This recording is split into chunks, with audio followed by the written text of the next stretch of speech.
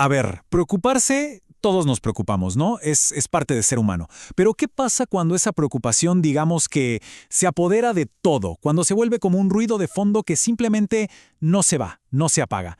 Bueno, hoy vamos a meternos de lleno en esa línea que es súper delgada pero importantísima, la que separa esa inquietud del día a día de lo que ya es un trastorno de ansiedad. Y aquí viene la pregunta del millón, ¿no? ¿Cuándo es que esa preocupación normalita cruza la línea? ¿En qué momento deja de ser una reacción lógica y se convierte en una especie de jaula? Entender bien esa diferencia es el primer paso para poder comprender por qué para millones de personas la ansiedad es una lucha de todos los días. Miren, una buena forma de verlo es pensar en la diferencia entre una lluvia y un huracán. La ansiedad, como emoción, es como una lluvia. Sí, moja, es molesta, pero es pasajera, ¿verdad? Es una respuesta normal al estrés que, bueno, tarde o temprano para. Pero un trastorno de ansiedad, eso ya es otra cosa. Eso es un huracán. Es severo, es persistente y obliga a reorganizar toda la vida a su alrededor. O sea, el punto clave no es si uno se preocupa, sino si esa preocupación ya creció tanto que simplemente no deja vivir. Ok, entonces, ¿a quién le afecta esta tormenta? ¿Es algo al azar? Pues no. Si le echamos un ojo a los datos, a los factores de riesgo, vamos a ver que empiezan a surgir patrones muy claros. Y empecemos con un dato que, la verdad, puede que sorprenda a más de uno. Fíjense, hasta 1 de cada 5 niños y adolescentes sufre de un trastorno de ansiedad. 1 de cada 5. Esto nos deja clarísimo que la ansiedad no es cosa de adultos, para nada. No espera, es una realidad que está ahí, afectando a la gente desde muy temprano. Y hay otro patrón clarísimo, la diferencia de género. Es innegable. Las mujeres tienen el doble de probabilidades de ser diagnosticadas con un trastorno de ansiedad en comparación con los hombres. El doble. Es una brecha gigante que los estudios confirman una y otra vez. Pero a ver, no hay una sola causa, un único culpable. Para nada. La ansiedad es más como una receta súper compleja. Se mezclan un montón de ingredientes. Por un lado está la biología, ¿no? Los antecedentes familiares, la genética. Luego le sumas las experiencias de vida. Eventos difíciles en la infancia, estrés constante, y encima el contexto social, como la situación económica. Es la mezcla de todo esto lo que va aumentando el riesgo. Ahora, algo súper importante que hay que entender es que cuando decimos trastorno de ansiedad, no estamos hablando de una sola cosa. No es un diagnóstico único.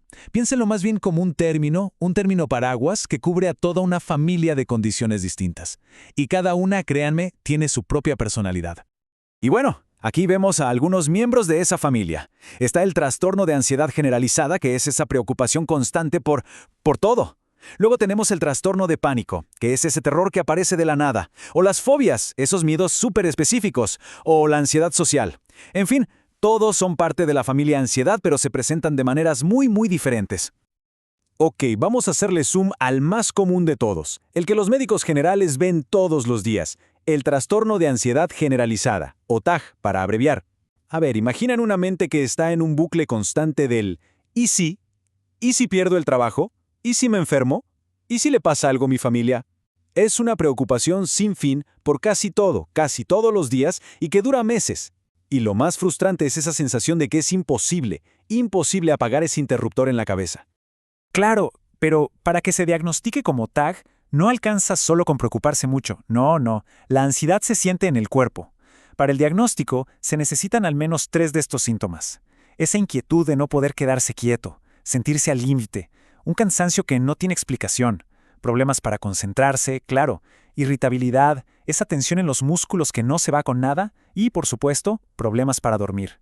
Es como se dice, la mente se preocupa, pero el cuerpo es el que paga la cuenta. Pero ojo, la ansiedad no siempre es ese murmullo constante de preocupación. A veces aparece de golpe, en oleadas súper intensas, o se concentra toda en un miedo muy específico. Hablemos un poco de eso ahora, del pánico y de la fobia social. A ver, el trastorno de pánico es otra historia.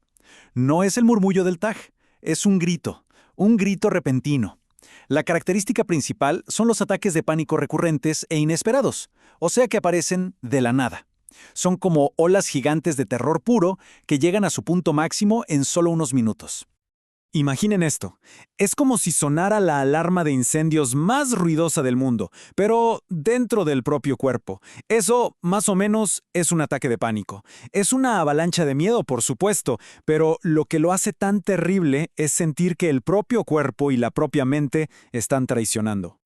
Y físicamente, es una tormenta perfecta. El corazón se acelera a 1000 por hora. Sudoración, temblores, esa sensación horrible de que falte el aire, de asfixia, dolor en el pecho, náuseas, mareos. Es, literalmente, como si el cuerpo activara absolutamente todas sus alarmas de emergencia al mismo tiempo.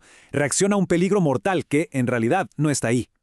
Y mientras el cuerpo está en pleno caos, la mente no se queda atrás. La persona puede sentirse totalmente desconectada de la realidad, como si estuviera viendo una película de su vida desde afuera, o desconectada de sí misma, y con un miedo aterrador a perder el control, a volverse loca o, textualmente, a morir, en ese preciso momento.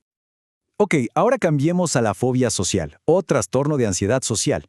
Aquí el miedo no sale de la nada. Tiene un foco muy claro: los demás. El centro de todo es un pánico, un terror intenso a ser juzgado, a ser observado. Es el miedo a decir algo tonto, a actuar de forma torpe, a que los demás piensen algo malo. Y este miedo llega a ser tan grande que la persona termina evitando esas situaciones a toda costa. Bueno, después de pintar este cuadro que suena bastante difícil, es importantísimo, es fundamental decir esto: los trastornos de ansiedad se pueden tratar. A pesar de lo abrumadores y paralizantes que pueden ser, el mensaje más importante de todos es que hay caminos claros para sentirse mejor. Hay esperanza y sobre todo hay ayuda que de verdad funciona. Y si hablamos de tratamientos, entre las opciones, digamos que la psicoterapia es la estrella principal. En particular, la terapia cognitivo-conductual, la famosa TCC. Es la que tiene más respaldo científico, la que ha demostrado ser más eficaz. Y es una herramienta súper poderosa, porque no se queda solo en aliviar los síntomas, va más allá. Le enseña a la mente a pensar y a responder de una forma completamente nueva. Pero, ¿cómo funcionan? Pensemos en la TCC como un entrenamiento para la mente. Ayuda a la persona a identificar esos pensamientos automáticos y distorsionados que son como la gasolina de la ansiedad y luego a cambiar las conductas que, sin querer, la mantienen con vida. Por otro lado, la terapia de apoyo es más como tener un guía experto. Ayuda a aclarar los síntomas, da información, lo que se llama psicoeducación, y apoya en el manejo de las circunstancias del día a día. Ojo, la terapia no es la única herramienta en la caja. La medicación también juega un papel clave, fundamental. De hecho, para muchísima gente, la estrategia más efectiva es un ataque en dos frentes. Por un lado, la terapia, para reentrenar los patrones de pensamiento, y por el otro, la medicación, para ayudar a reequilibrar la química del cerebro. Y en medicamentos, a grandes rasgos, hay dos grupos principales. Pensemos en ellos como los de acción rápida y los de largo plazo. Las benzodiazepinas son los de acción rápida. Son para un alivio casi inmediato, para apagar el fuego en un momento de crisis. El tema con estos es que tienen riesgo de dependencia. Y luego están los antidepresivos, que son el tratamiento a largo plazo. No actúan en el momento, pero trabajan de fondo, día a día, para regular el sistema y prevenir que las crisis ocurran. Son súper efectivos para la ansiedad crónica y el pánico. Entonces, para resumir, ¿cuáles son los puntos clave? Primero, la ansiedad normal es una visita. Un trastorno de ansiedad se muda a vivir con uno. Segundo, no existe la ansiedad, sino toda una familia de trastornos diferentes. Tercero, el riesgo es una combinación compleja de genes, experiencias de vida y salud. Y el punto más importante de todos, esto tiene tratamiento. Hay ayuda eficaz y funciona.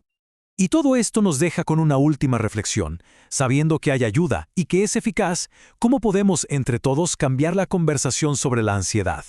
¿Cómo pasamos de hablar de esto desde el miedo a hablarlo desde la esperanza y sobre todo desde la acción?